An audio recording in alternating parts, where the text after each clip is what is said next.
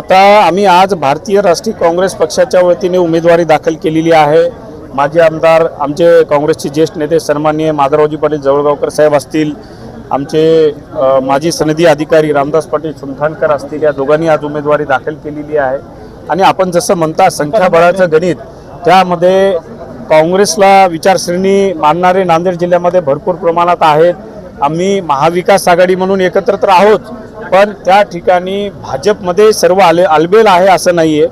वरून जरी चित्र दिसत असेल तर मधून बरीचशी मंडळी भाजपमधली नाराज आहेत आणि येणाऱ्या काळामध्ये निश्चितच त्या नाराज मंडळीचा आम्हाला मधून फायदा होऊ शकतो। चिखलीकर साहेबांचा इतिहास आहे, नेहमी त्यांनी अशोक चव्हाणांच्या विरोधात भूमिका घेतलेली आहे।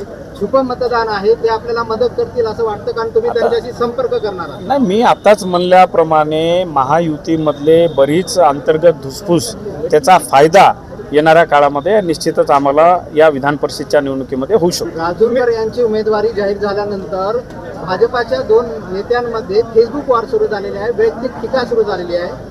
काय भाजपामध्ये सुरू आहे, काय वाटतं? मी आताच म्हणल्याप्रमाणे भाजपामध्ये सर्व आलेबेल नाही आहे, कारण ते पहिलं 2 वेळेस आमदार होते आणि नवीन चेहऱ्यांना संधी अपेक्षित होती, पण नवीन चेहऱ्यांना संधी देण्यात आली नाही आहे। त्याच्यामुळे अंतर्गत त्यांची गटबाजी निश्चितच या ठिकाणी महाविकास आघाडीला फायदेशीर ठरेल। तुमच्याकडनं 2 उमेदवार दाखल करण्यात आलेले काँग्रेसकडनं, शिवसेनेकडून एक त्यांनी उमेदवार दिलेला आहे, 2 उमेदवार त्यांनी दिले। म्हणजे असं वाटतं की महाविकास आघाडीमध्ये आलबेल दिसत नाही, आज हे बघा, महाविकास आघाडीमध्ये जे जागा वाटप झालेलं आहे, नांदेडची जागा अद्याप डिक्लेअर झालेली नाही आहे, पण आम्ही सगळ्यात मोठं संख्याबळ काँग्रेसचं जिल्ह्यामध्ये 92 आहे आणि आम्ही त्या उमेदवारीवर दावा केलेला आहे। त्यामुळं महाविकास आघाडीची जी एकगठ्ठा मतं आहेत निश्चितच महाविकास आघाडीला मिळतील, पण जे प्रदेश काँग्रेसचे जे नेते मंडळी आहे आणि जे महाविकास आघाडीचे नेते मंडळी आहेत, उद्धव ठाकरे साहेब असतील, सुप्रियाताई सुळे,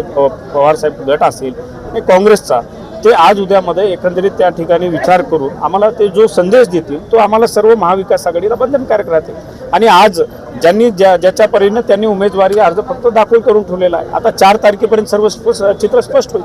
असं म्हणाले की अदृश्य हात आमच्या सोबत आहे। त्यांनी जसं म्हणलं तसं अदृश्य हात भाजपचे खूप आमच्या सोबत आहे, ते येणाऱ्या काळामध्ये स्पष्ट होतील।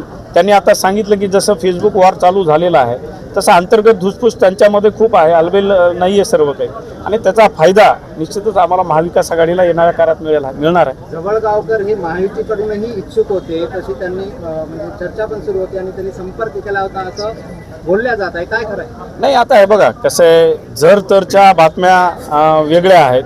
आज प्रत्यक्ष साहेब आमच्यासोबत आहेत, ते साहेब स्वतः तुम्हाला सांगतील, त्या गोष्टीचा खुलासा करतील।